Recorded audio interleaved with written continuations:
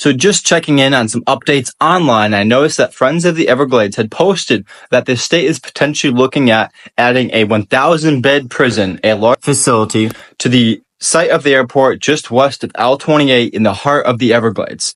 Now, this would be a massive infrastructure project with, supplies, traffic, all the things you need for this huge facility right in the Everglades. And this is the exact same site where Marjorie Douglas and other proponents fought against what would have been the world's largest airport in the heart of Big Cypress, in the heart of the Everglades.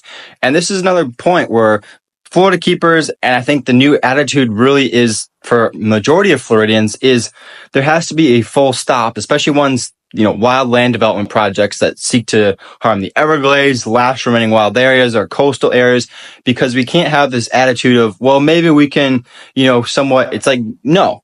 We can't have, obviously, a large prison in the heart of the Everglades.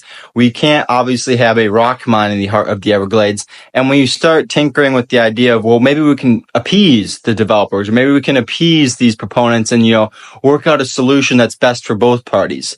That's still an awful solution for the Everglades or for whatever other wild area of Florida it is. So a project like this, and the Friends of the Everglades has more on their page, but same thing with the rock mine, with the Southland Water Resource Project, is that can't be a mitigated solution where we think of, something that both parties would be happy with. Yes, that might end up being what happens, but we can't start from that position because they want something else entirely.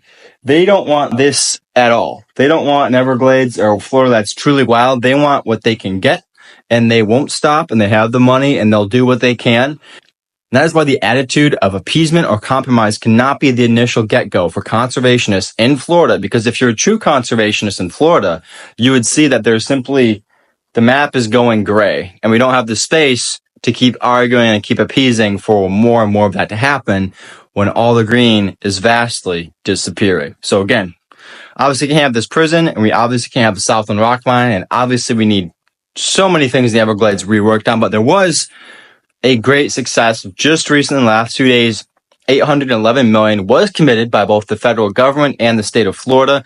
So that's a good sign. That's really necessary for the Everglades. But something like that is somewhat hurts itself on its own mission if there's going to be a rock mine or this prison.